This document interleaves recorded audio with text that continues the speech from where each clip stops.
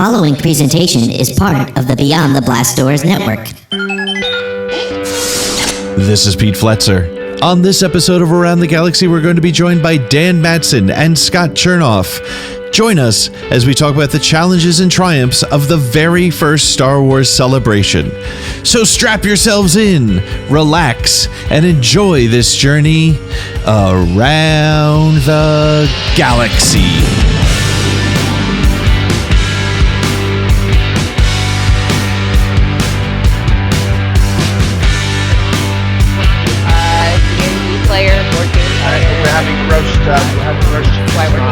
Good. Like 100,000 Deal. All right. It's nice to be saying, and we are actually seeing each other. An hour and a half. And this is like the first time we've ever talked, which is quite. So I'm honored and privileged to have Dan Madsen and Scott Chernoff back with us, both return guests on Around the Galaxy. How you guys doing tonight? Doing great. Yep, Pete. Hi, Pete. Hi, Dan. Hey, Scott. Hi, Pete. Are we the first repeat guests? I think you are. I think you are the first repeat guest. No, I can't think of. And now I'd like you to commit now to us being the only repeat guests. No one else gets this honor. No one else. Well, what I like is that you guys both were. You both had this nice connection, and to be able to bring you both on to kind of make that connection again is great. So for those that aren't sure, why would I have Dan Madsen and Scott Chernoff on together? I was wondering that myself. Besides this great opportunity to talk to these two brilliant men while we all are sort of stuck at home, it's the opportunity to, most people would celebrate, say, the 20th or 30th anniversary of an event, but I figured it might be nice to celebrate the 21st anniversary of the very first Star Wars celebration back in 1999 in Denver, Colorado, April 30th through May 2nd, I believe it was. And I can't believe it. It's been I know.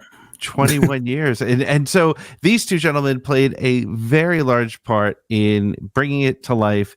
And so maybe, Dan, introduce yourself. Give us a little bit of your Star Wars connection. Sure. Well, let's see. My name is Dan Madsen, and I started running a Star Trek fan club way back when I was in high school, and it caught the attention of Lucasfilm, who then gave me the opportunity to relaunch the official Star Wars fan club. But at that time, there was no new Star Wars, so we called it the Lucasfilm fan club. And we covered everything from Willow to Indiana Jones and such. And then when Star Wars, the prequels started coming around, we changed the name and brought it back to the official Star Wars fan club and created a new magazine called the Star Wars Insider. We covered everything under the sun that had to do with the Star Wars prequels, and that's when around the time prior to the episode 1 coming out is when I got a call from Lucasfilm, Steve Sansweet in particular, and coincidentally they had been thinking about doing a fan event, and we had been thinking about doing a fan event. So we all got together and decided, let's do an official Star Wars celebration event, and we held it in Denver because that's where I'm based. I've been born and raised in Denver, and that's where the fan club was based. So we had a big team of people here that we could utilize to put it on, volunteers and such, and so that's why the first one was held here in Denver, and the rest is history. You can, as you know, it's history. You can read it in the celebration. You can read about it in your history books. There you go. Cool. That's exactly right.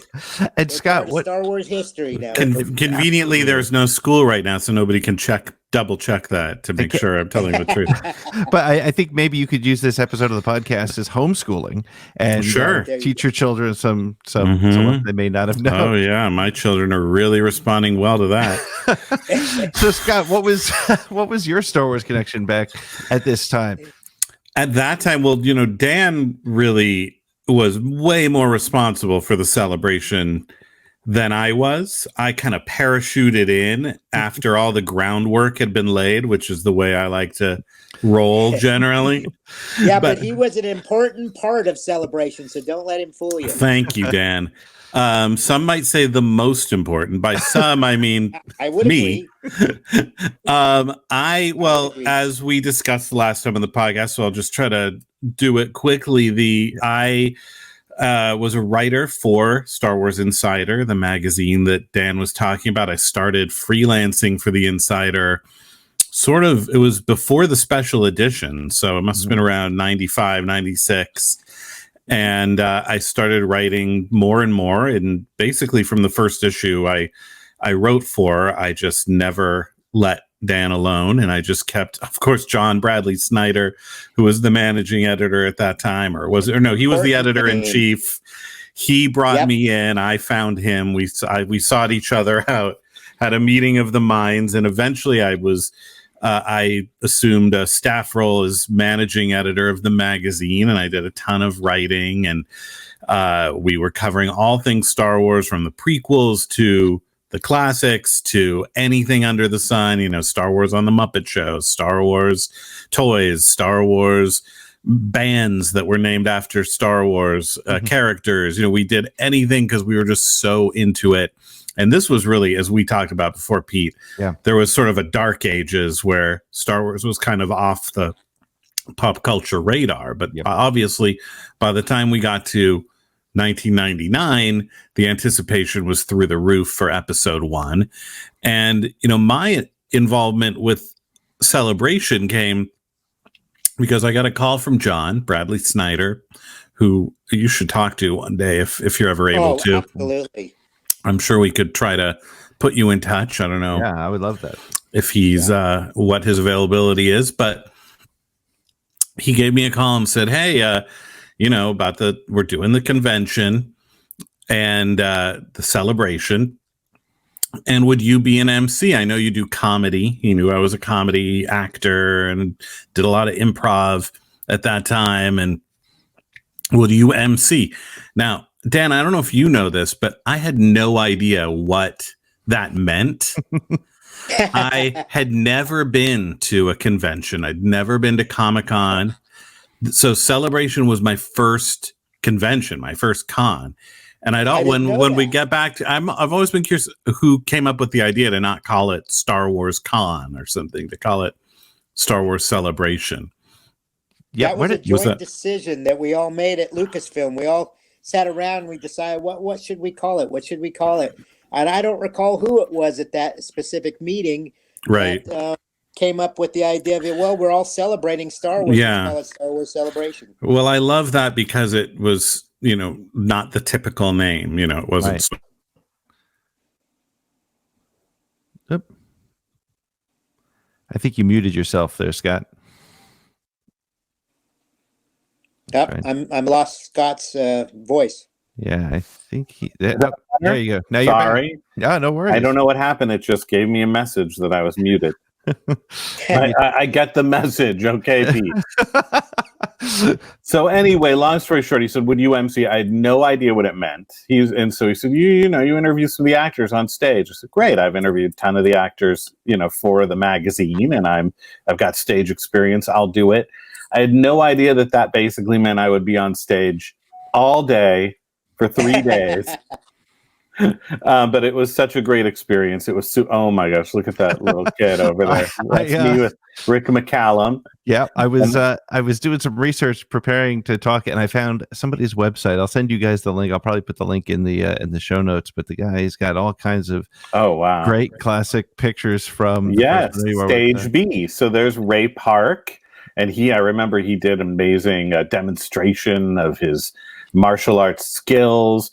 But yeah, so John said, Anthony Daniels is going to be doing stage A, and we want you to be stage B. And I mean, to me, that's a huge honor to be, Anthony Daniels is a legend. And obviously, as Dan will discuss, was also very heavily involved in the Celebration. He was very involved in the magazine. He's just an amazing guy. And to be sort of the R2D2 to his C3PO in that scenario was just a huge honor. And that's how I got involved. And Dan can speak a lot more to the planning of the event. I was just planning what I was going to do on stage, which we'll get to. A lot of had to be kind of thrown out the window and improvised on day one when we started early. Yeah. But that was my involvement. I came in a few days before it started, back when the torrential rains were about to start. Dan's going to tell you all about the obstacles that he faced, that the team really, and it was Dan, John, and Anthony, from what I understand, were sort of dealing with all this between the tragic shooting at Columbine that happened nearby just before, and then these unseasonal, unexpected rains were for this event that half of which was outdoors. Or planned to be. And I just kind of came in a few days before and everything was crazy. and I was there just for the event, and it was incredible experience. I'm sure that you can talk more about so Dan, tell us a little bit about that, because there was all the planning that was going into it for all this time, and then just before the event you had two gigantic things to deal with. Yeah, no, I mean, it was, I still don't know how it all came off, to be quite frank. But one thing I will say, I just want to cut in here, is that without people like Anthony and Scott, who were basically the MCs of our two main stages, we needed talented people who could do improv, just take it right off the top of their head and go with it, run with it. And Scott just did an amazing job. And unfortunately, I wished I could have gotten into the second stage B, to see Scott more often. I was running all over the place trying to keep everything whirlwind. going. But yeah, it was I wished I could have watched more, but everything I had heard and what I got to see was just brilliant. And while we had Scott on the second stage and we had Anthony on the first stage, I mean, we were in good hands from that perspective. We knew we were gonna do great. So that thank you, Dan. That was not an issue for us at all. But yes, going into Celebration, we 2 weeks prior we had the horrible Columbine High School shooting, and that was here in Denver, and it was not that far away from where Celebration was being held, and it was quite a tragic event, and it was, of course, top of the news everywhere around the world.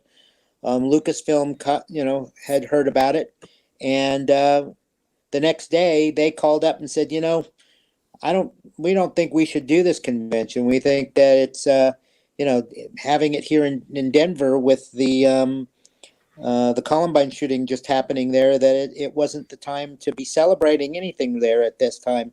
Right. And so Anthony was in town at that point, and he and I sat down and we said, actually, we need this to happen, Celebration. We need something for Denver to celebrate. Right.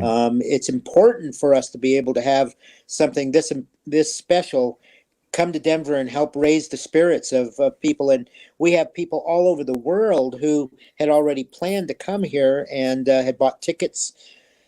So we sat on the phone, Anthony and I, in my office with Lucasfilm, and we argued the point that it needed to stay on. And they said, well, let us talk with George and we'll get back to you tomorrow. So in the meantime, I immediately went to the mayor of Denver and I said, hey, we're on the precipice of losing this show, and we really need this to happen because the city needs this sort of shot in the arm, this kind of celebration. He completely agreed. He says, oh my gosh, you can't cancel that. So he got on right away, and he wrote a letter and faxed it over to Lucasfilm and from the office of the mayor and said, please don't cancel the show. Denver needs this more than ever right now. Yeah. And between Anthony and I and the mayor's letter, we convinced them to let it go forward. But we had to do, we all agreed that we needed to do some sort of a moment of silence at the beginning of the show. And we raised money for the Columbine victims we made all these little ribbons that everybody that came to the show would wear on their shirts, and we raised a lot of money for the families and victims of the Columbine High School shooting. So, And it was it happened. It was no small feat, Go ahead. it was no small feat for Dan and his team to mobilize all of this stuff. There was so much going on, and we haven't even gotten to the weather. And in the midst of that, they're now also creating these ribbons and, figuring out what's the mechanisms for how we're going to raise money for the families of the victims. And not to mention some new rules that were issued, because as we know, people come to conventions in costume, and Lucasfilm, was it Lucasfilm who issued the edict? Yeah. No guns, no guns, no blasters. No blasters. As I tell my children, they're not guns in Star Wars, they're blasters. Right. No That's blasters. right.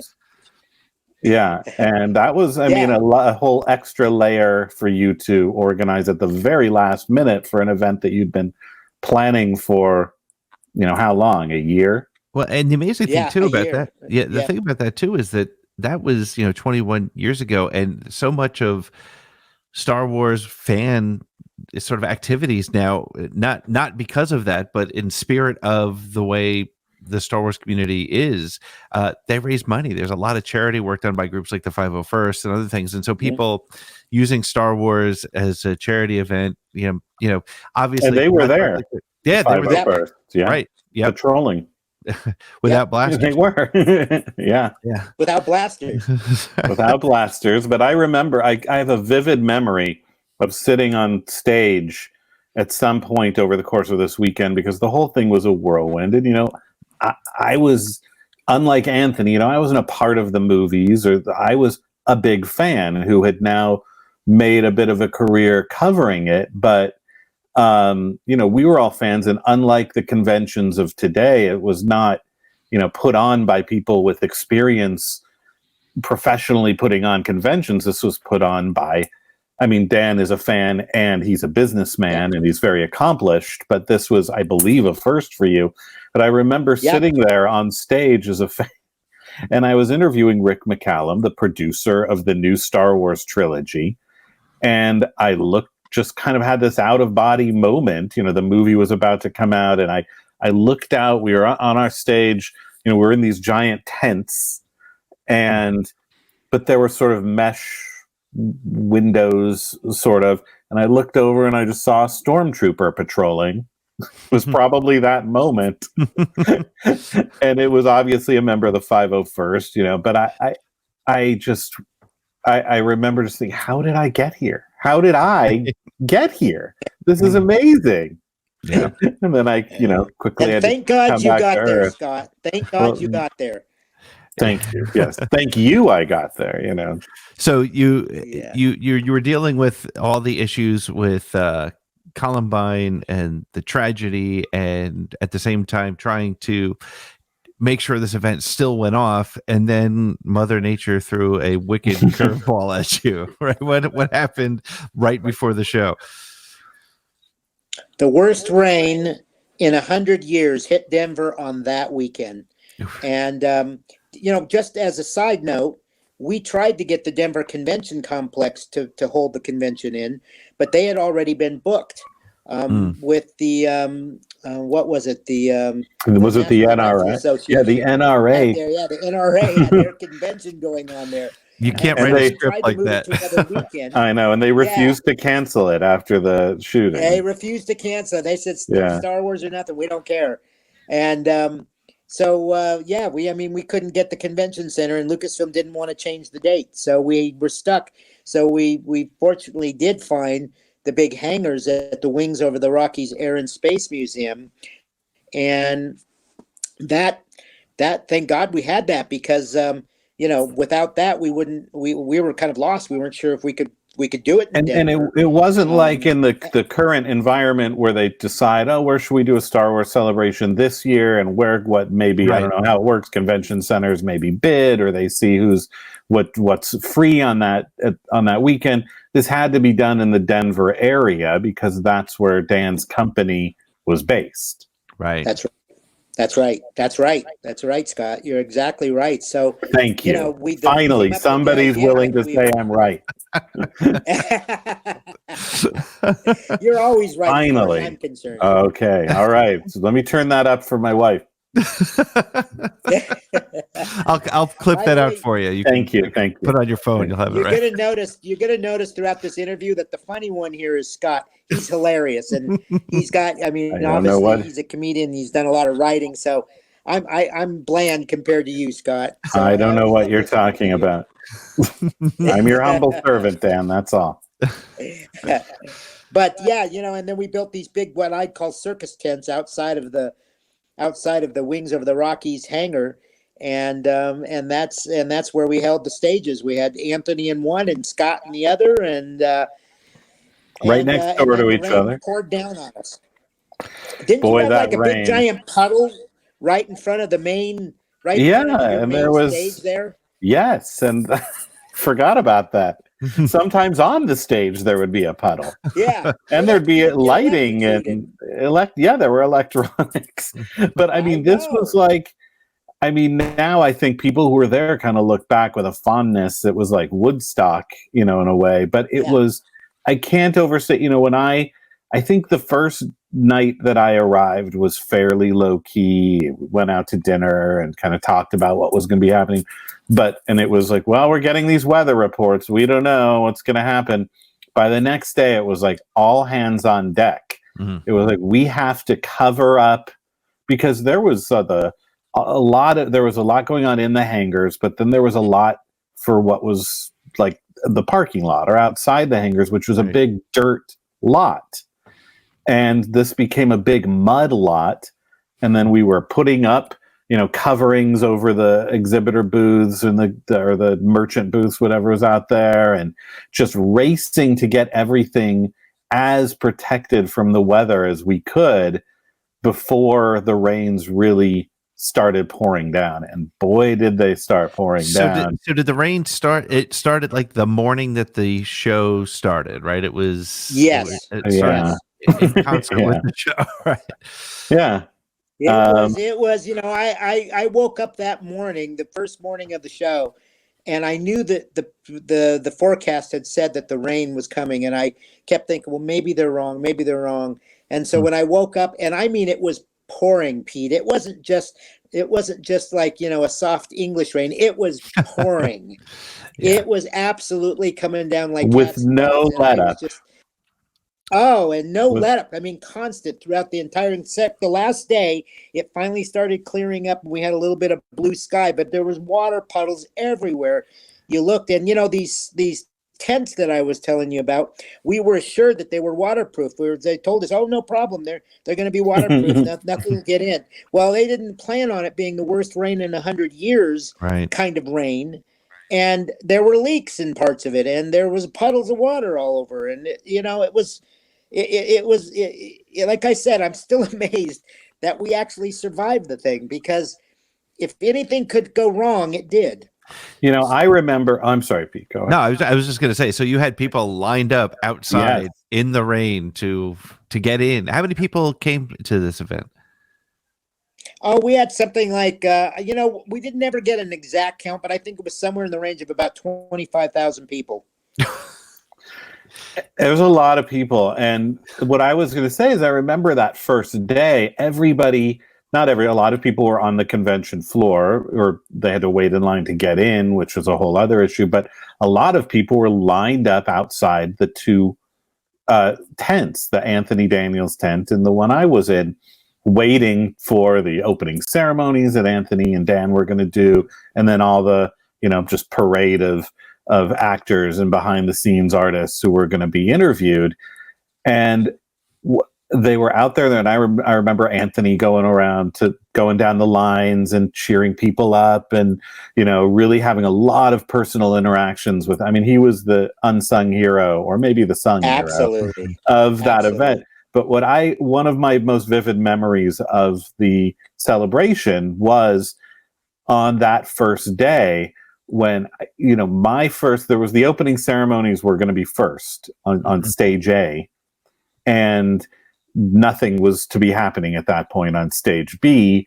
And then at some point, maybe a few hours into the day, I don't remember what time, was when the stuff was going to start happening on stage B. But what I clearly remember was John telling me that, after people were outside in the pouring rain, the really miserable, cold, freezing rain for a couple hours, he's like, you got to go on and you just got to start. But the guests weren't scheduled still until whatever time, 1 o'clock or something, and it's not 10 o'clock, whatever this was, it was a few hours away. I said, well, what am I supposed to do? He goes, wing it. Just wing it. And That's why I'm saying, Scott, we needed you. We needed somebody like you that could just go on there at a moment's notice and take it. Well, what was great is that, there was no plan for that time. And I was, I wasn't nervous to be on stage because that's what I do, blah, blah, blah. But I was sort of, how are we going to fill this time? Or the people are going to be miserable from waiting in the rain. Well, it turned out, A, they were very happy to have been let in early. Right. But B, it was the Star Wars crowd that was there. It was like everybody was so excited. Star Wars was back. We were all amongst our people. Mm-hmm. And there was such an electricity in the air that day. I mean, the whole weekend, but especially that first day. And I got on stage, the hall or the tent, whatever, it was packed. I mean, standing room only. And I got on stage with no guests, no preparations. I do a couple minutes of, like, how's everybody doing? Everybody's excited and everybody's happy. Nobody's throwing tomatoes or rocks at me, flinging mud, and, make a few jokes about the weather. And then I'm like, well, what am I going to do? I'm going to take questions from the audience. Yeah. So just line up, I've been working, I've read the script to The Phantom Menace. I've, interviewed all of the stars. I know all the secrets of the movie. Come up and ask me questions and get in line.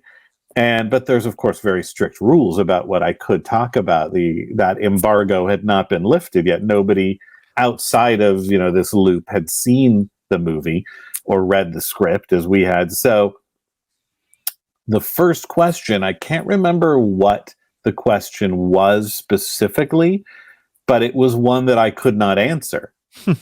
And I vividly remember looking at the person, looking at the audience and saying, I hear your question.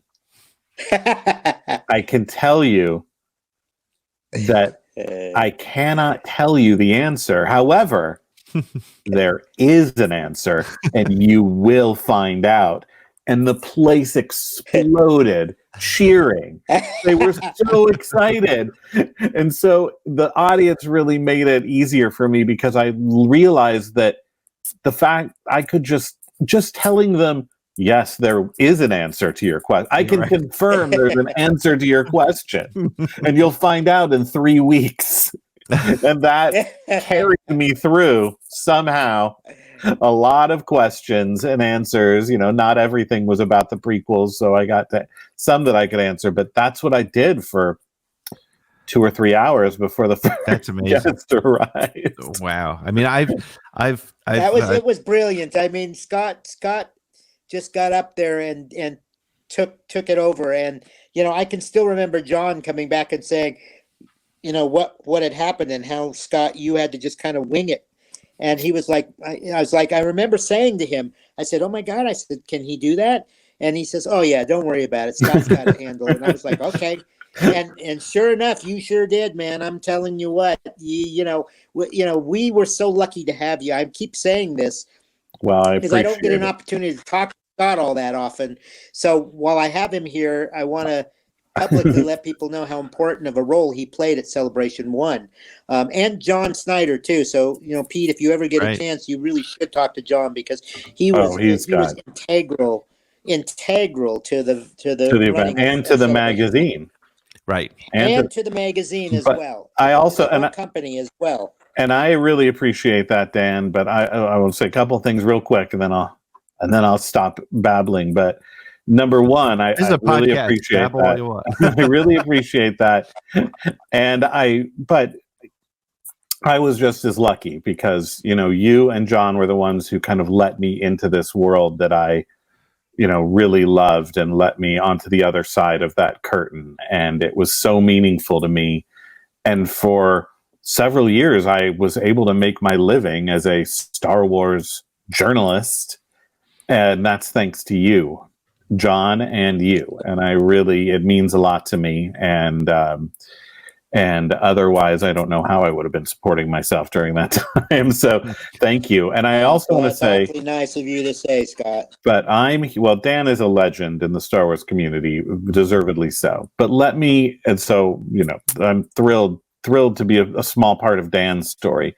But while I get all this great credit from Dan, I want to say that what Anthony Daniels was doing on the main stage blew my stage away 1,000-fold. He had the golden jacket on. He had entire routines and monologues and performances that he had rehearsed and perfected that the audience just loved, and he was masterful and so engaging and charismatic. He really made that celebration memorable for, I think, so many fans. He was really, the unsung hero, as Scott said. He really was. He put his heart and soul into helping us make that, a very special show. And he, as Scott said, he went out into the rain, went one-on-one with the fans. But, the main thing about and Anthony's got, he's got a great sense of humor, and he's also able to just do, ad-lib things right off the top of his head. Yes, he can. His talent was recognized by Lucasfilm because he hosted many more of the celebrations. Yes, he did. Ours. So, he's I did a couple more too, Dan. He's brilliant. I don't know what else to say about him except he's brilliant. He remains to this day a very dear friend, and I talk to him quite often, and he and I still reminisce about that first celebration. I need to reach out to Anthony. I need to get his contact info from you because I got to tell you, this is what they call a humble brag. So it's really a brag, but I was blown away in reading Anthony's autobiography, not just because he's always a great writer and storyteller, but that he mentioned me when he was talking about the celebration. Absolutely. Yeah, that blew me away. I was so honored. And one of my other incredibly vivid and treasured memories of that event was the day before, when I guess the rain must have started the night before, or maybe I'm thinking of early in the morning, the day of. I don't know, but I just know at one point, Anthony said, you've been, Scott, the one who's been interviewing all these people. He's like, I basically, he realized that he had prepared so much for his opening ceremony and his banter and I believe we had Don Bees there performing R2-D2, and there was interaction with Anthony and R2-D2. And he said, I realized I'm also going to be interviewing these actors, and although and craftspeople, and although I've met them, most of them, and worked with many of them, I don't know enough about them. I don't know what to ask them. And you've done all this interviewing. And so Anthony and I sat in my rental car in the parking lot there because we didn't have like offices or a green room or anything like that. We had nowhere. There was nothing like that. And we sat in that rental car as these torrential rains were pouring down, just pounding the car. It sounded like hail, whether or not there was hail. It was just relentless. And we sat in that rental car for a couple hours. And we went over everybody he was going to interview and what I knew about them and what their career was, and thought of questions.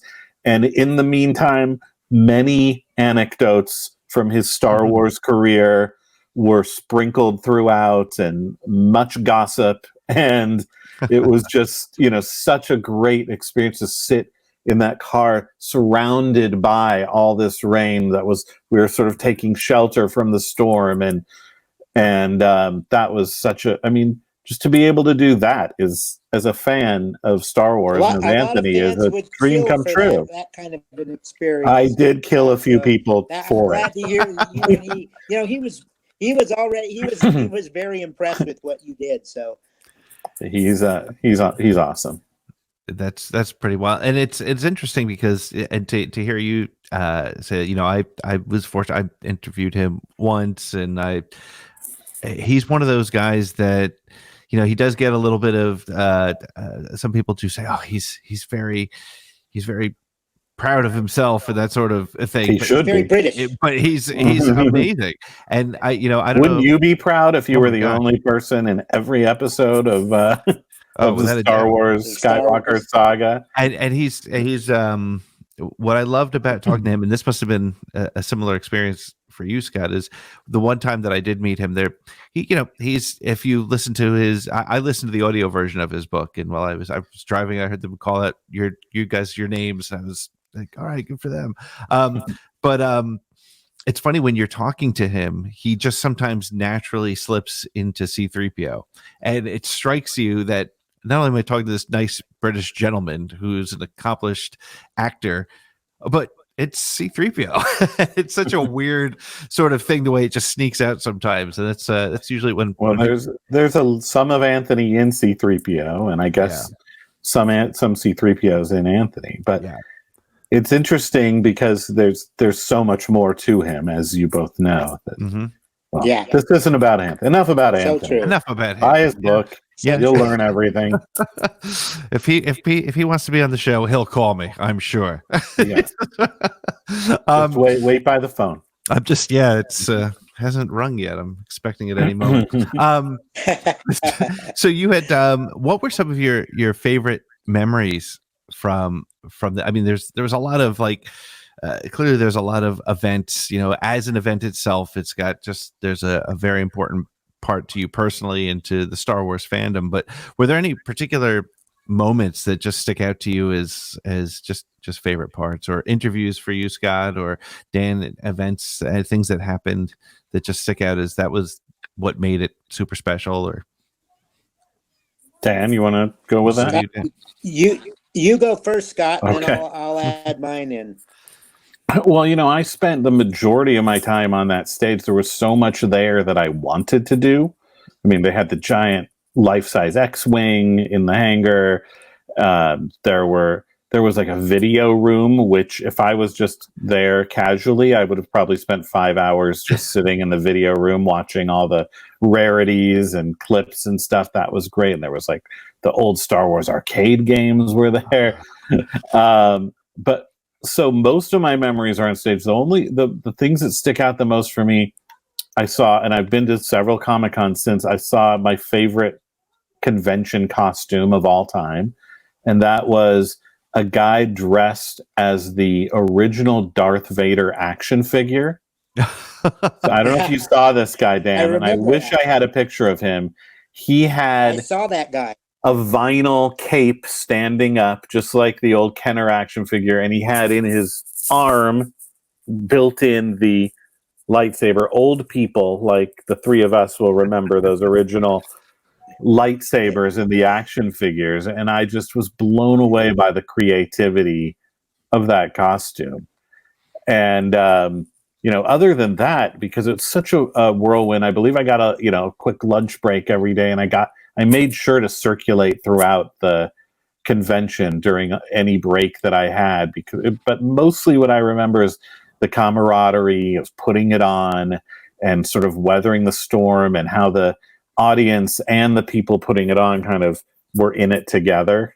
It was like the rains and all the obstacles. And then on that third day, the Sunday, I believe it was, the clouds parted and the sun shone down, and everybody was, ecstatic. I also want to show off one. I know thing, I was. favorite. Yeah, I know you were. But here's my. I pulled out my favorite souvenir from the convention, and this was fully a Star Wars fan club, Dan Madsen, John Bradley Snyder exclusive, and it might. I hope it still fits me, because it was way too big for me when I got it, and so now it's probably too small for me. And that is, let's see if I can put it on here, my pod racing jacket. ooh, Which is I like remember the jacket, the windbreaker. but it's like a NASCAR jacket, sort of, but for pod racing, Oh yeah. it does. It fits I me remember perfectly that. now. Look at that. And so Oh, that's awesome. it's got what's it got here? Star Wars Celebration is Mhm. stitched in. And then let's see, I'll take this off and see if you can see from the back what's going on here. Do you see that?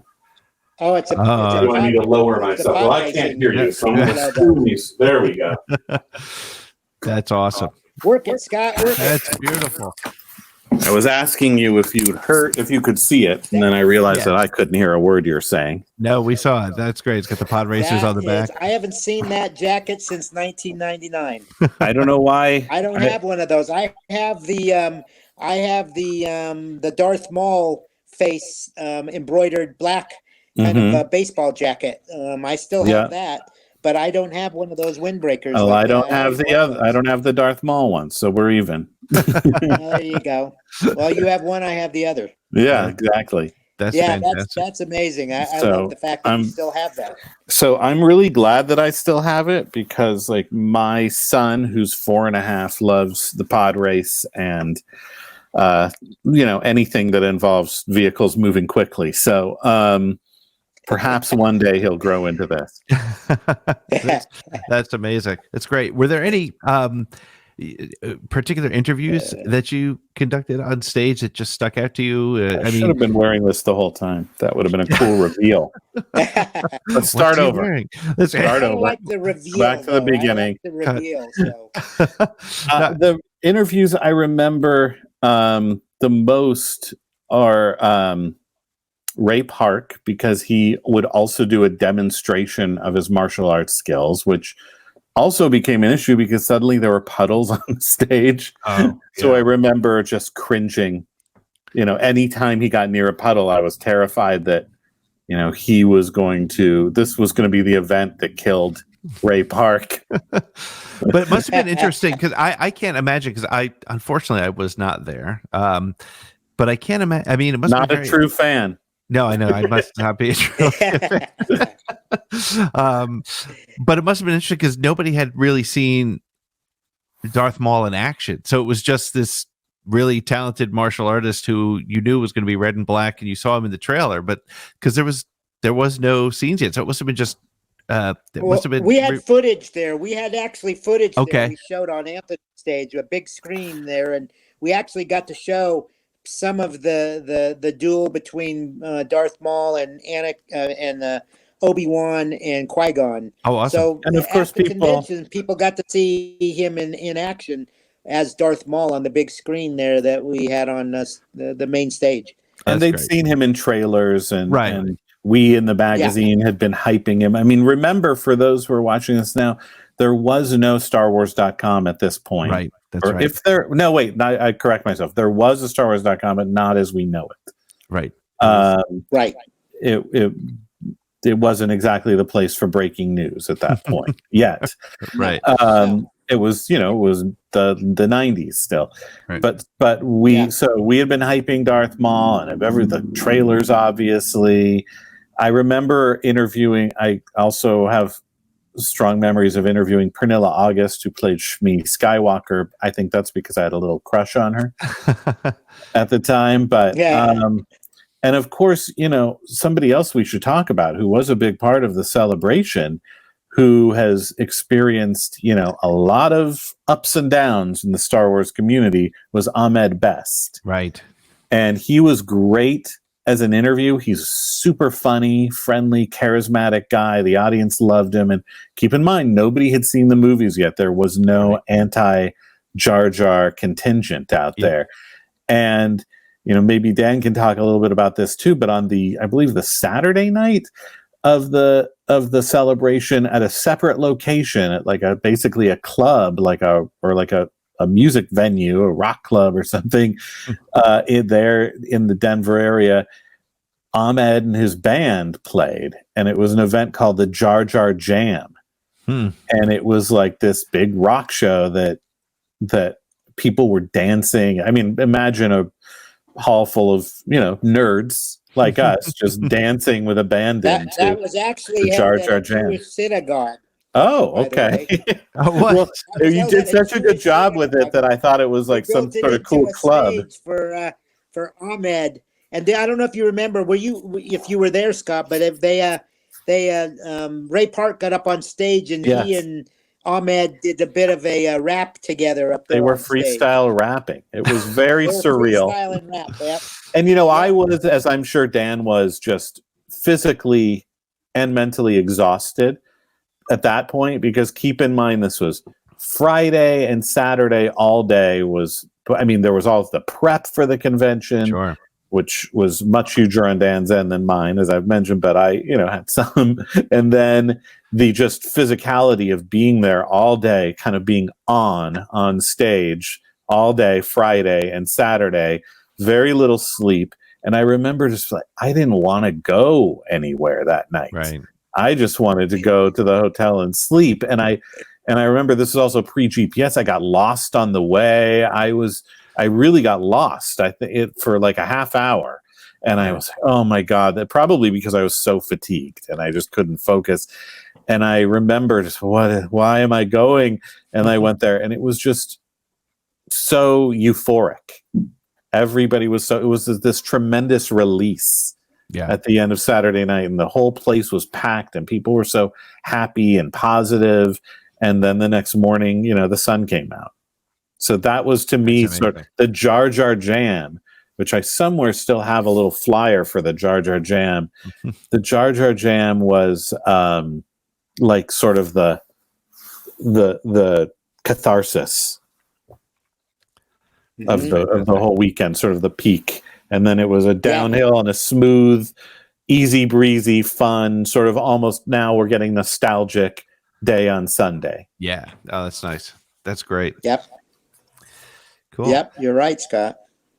Thank you. Once again. It's true. Once again, I've been proven right. So Dan, what were some highlights? Twice tonight. First 2 times in a long time. What were some stuff that? You're on a roll, my friend. What's that got for you, Dan? As other than just making it through this whole thing, what? Well, there are several memories for me that really stand out. Number one, that Anthony came to town 2 weeks prior to the show, so he and I literally hung out for 2 weeks together. He came over to my house, and I went over to the hotel where he stayed. We went out to dinner all the time. So he and I, we had a lot of 2 weeks of bonding there, and I really got to know Anthony extremely well during that time period.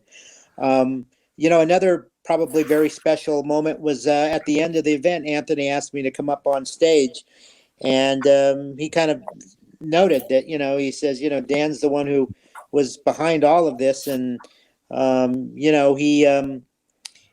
he kind of introduced me to the crowd, and then the crowd stood up and started chanting my name and such, and that was a pretty special moment. And then I got to introduce everybody else that was involved with it, John Snyder and Steve Sansweet and such. And we haven't talked much about Steve, but Steve played an important role in this as well. He came out the week before, and he worked on the script for the stage, the main stage and such. So Steve Sansweet played an integral role for Celebration 1 as well. And he is the one who initially called me to say, hey, let's do this. And why don't you come out to Skywalker Ranch and let's sit down and chat about it, Yeah. But then the other thing I have to say is that, just the fact that we made it happen with all of the obstacles that we went through, the fact I'd never put on a convention in my life. This was the very first one I'd ever done. And so, like I say, to this day, I sit here and I think, how did we actually make that happen with all the obstacles we had thrown at us? But 2 days after the convention ended, I got a bottle of champagne with a note from Gordon Radley, who at that time was the president of Lucasfilm, and George Lucas, saying that they loved the show. They were really proud that we survived it and did so well, and congratulations. And we survived. That was pretty special for them to have sent that and said, you did a great job, way to go. We know all the challenges you faced, and you made it happen, and it was great. So that was also special. So, those are 3 events. And then the other one was walking around in the main hangar with all the fans and everybody asking if they could have an autograph because they thought I was Warwick Davis. That was the other fun moment. Oh, I forgot. I had to Warwick. disappoint him. I said, I'm not Warwick Davis, but I said Warwick was also he's an here, amazing and maybe you'll guest. find him and you can get his autograph.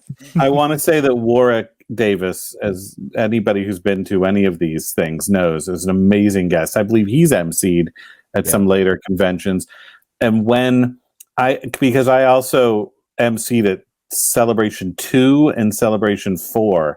And any time at any of these 3 celebrations that Warwick was going to be, it was almost like a break for me because he just takes the mic himself and he runs into the audience and starts interacting with people and letting them ask him questions one-on-one. And he's got so much charisma that it was just always amazing. It was like a burden lifted because, some people are not, they're actors. They may be great at acting, or a lot of people I interviewed were behind the scenes people. So they're not necessarily used to doing interviews, speaking on stage. There's a lot of heavy lifting for the moderator to do. And, but not with Warwick.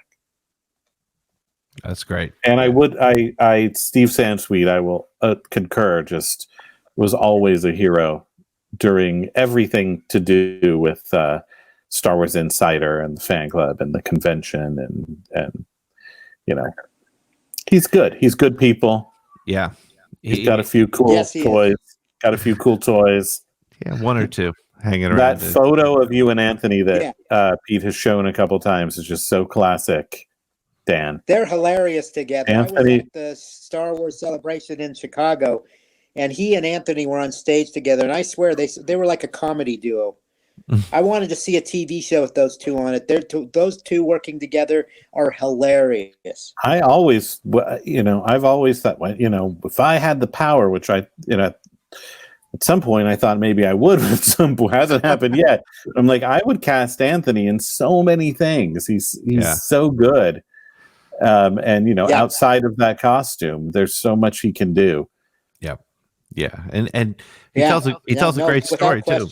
His book is so good to read as a fan, and I don't know if you guys have seen it, but I just found it. Wired magazine did an interview with him, which is on YouTube, where it talks about the different versions of the 3PO costume, and he walks you through it, and it's great. It's like 15 minutes. It's really well done, and it's just cool to see him and the 3PO costume, and his book really reminds you of just that love hate at times, I think, with the character. I've got major Celebration vibes when it was probably now about almost 10 years ago, maybe, when I saw that Star Wars in Concert. Did either of you see that? That Anthony hosted, and I believe he was very involved in producing the event, and it was also amazing. I mean, he's terrific. Okay, we lost Pete. The virus got him. He was. I saw that when I came to Denver. It was amazing. And you got that. You got a bottle of champagne. That's very nice. I got. It wasn't from the same people. What was the woman who, I'm forgetting her name? Maybe it's better I don't say her name. She's a lovely woman who was in charge of publishing at Lucasfilm. And I can't remember if it was after. I think it was after episode 1. Yeah, it was released. And she sent me a very nice thank you note, for all I had done, the release of episode 1. It was probably a semi-form letter. And it came with it a Darth Maul piggy bank where you pressed a button and Darth Maul made sounds and moved around. And I remember... I'm sure she doesn't. That, You remember that bank? I think we might have sold it in the magazine too. And I saw her at Comic-Con soon after that. I ran into her there, and we said hello. And I remember I was going up, or she was going up on an escalator as the end of this exchange happened. It's very quick. Hello, how are you? And I said, oh. Thank you for that note. It was very nice, or whatever. And she said, "Oh, did you get the gift? I said, "Oh, the bank, the piggy bank." She said, Yeah. And, I said, yeah, I think there was a problem with it. And she said, what was the problem? I said, it was completely empty. She did not She didn't find it appreciate funny. She just sort of was like, all right, Scott, goodbye. And got on the escalator and bid her adieu. I was that's like, the hey, last come you on, ever you guys saw her. made like $1 billion on this movie. Thanks for the empty piggy bank. Yeah. That's very funny. So you said, Scott, that you did Celebration 1, 2, and 4. 4. Dan, Yes, I skipped 3. yeah, well, everybody skips the third one. never do the third. They always Did say. what they offered me. I was basically a volunteer and a very willing and happy volunteer Sure. at Celebration 1. Celebration 2 and 4, which Dan was not producing, that's when I got to move in for the kill and negotiate the payments. So, but yeah, I did. Now, Dan, did you do any further celebrations after 1? Or did you? You appeared at a celebration, right, Dan? I've appeared at them. Yeah, I was at this last one, which we were celebrating the 20th anniversary of the first celebration. So I was on stage with Anthony, and we reminisced about everything that went on during the first one, and I made several appearances, and I appeared at some of the other ones as well. So, okay. But the first one was the only one I had anything to do with, and I have to admit, after the first one, I was ready to not do it anymore. You were ready to pass the baton. It was the best of times. It was the worst of times. Yeah, 2 and 4 were very different in terms of the level of production and how it was all done. And like I said, like all the pay and the hotel, everything was. I mean, not that there was any problem with the hotel in Colorado. It was wonderful. Everything was great. But I mean, despite all that, I'd say I remember very little of those 2. I'm sure they were fun events for the fans. They were fun for me. But the one that I remember fondly and think back on with a lot of love is Celebration 1. And it was the first of its kind. Yeah. I don't know how many celebrations there have been since then, but I don't know how many there would have been if Dan and John and Steve and Anthony hadn't been able to pull off Celebration 1. That's a major contribution to Star Wars fandom. And before I relinquish the mic, I also want to point out that Dan is also a character in The Phantom Menace. Okay, I'm done. Nobody should ever forget the K-Do handler. That's right. And the K-Do handler. Yeah, that's right. No, I got that. Yeah, that cameo is Dam's Denna, the K-Do handler. So, but Dan, that was the highlight of my Star Wars experience. If you hadn't have pulled off Star Wars Celebration, now known as Celebration 1, I don't know that there would have been a Celebration 2. I was going to ask you guys if you had.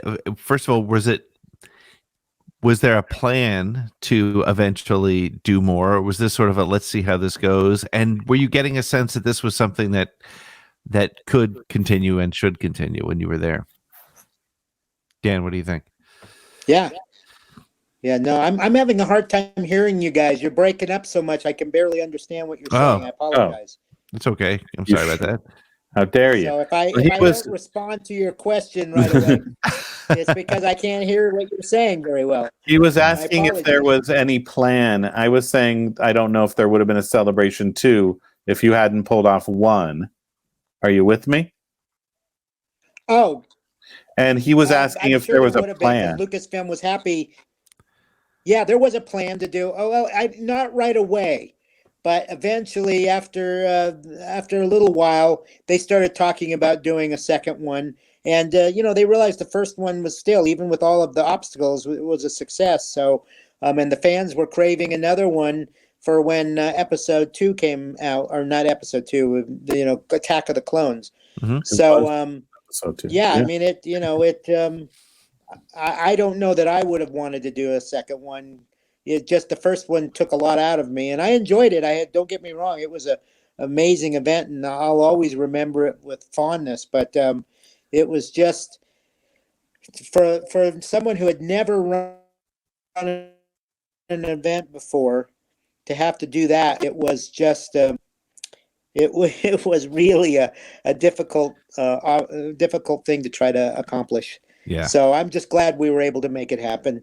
And it was because we had amazing people all across the board, from John Snyder to Scott Chernoff to Anthony Daniels to Steve Sansweet, and then all of the amazing people that worked for me in my company volunteered to help do this. And we had some of the local people, Kathy and Steve Walker, who run the local convention here in Denver, that brought volunteers on to help manage a lot of the areas of the convention. So it was a team effort, and we had some amazing people that were up against the wall that made it happen.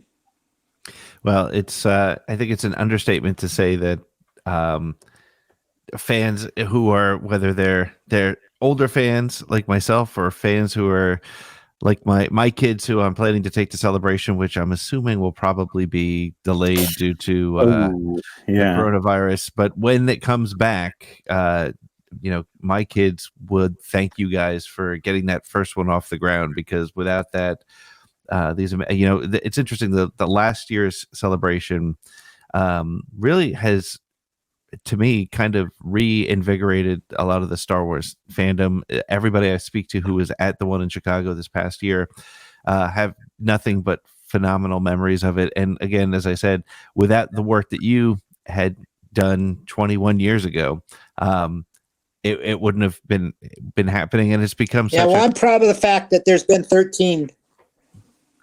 I was just going to say, I'm proud of the fact that there's 13 celebrations up to this point now, and that we started it on the road to success. So it's it's something I'm very proud of, and as I said, it wouldn't have happened if we didn't have an amazing team around us with all the obstacles that were thrown at us. Yeah. What do you say, Dan? Let's go back and do 14. Number 14. Let's plan it. Let's get the band back together. Whenever 14 happens, we all got to get through this thing that's happening now, but it'd be great. I can't wait for the 14th one to happen. Well, we'll definitely all have to get together in whenever and wherever it is. I mean, at this point, they haven't put it off, but it's not looking very positive. I'm glad I haven't bought my plane tickets, is all I'll say about it at this moment. But guys, thank you so much for taking an hour of your time to remember and share some stories for people who may have either been there or heard about it, but to hear it directly from you guys has been really phenomenal. I can't thank you enough for taking the time to talk about it.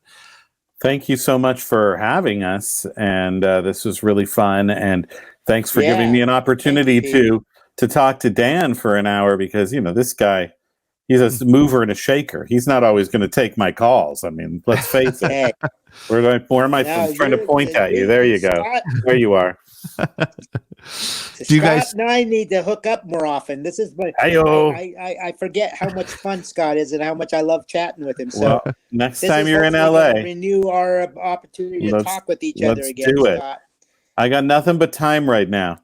Yeah. I'm available for work. I'm available for chatting.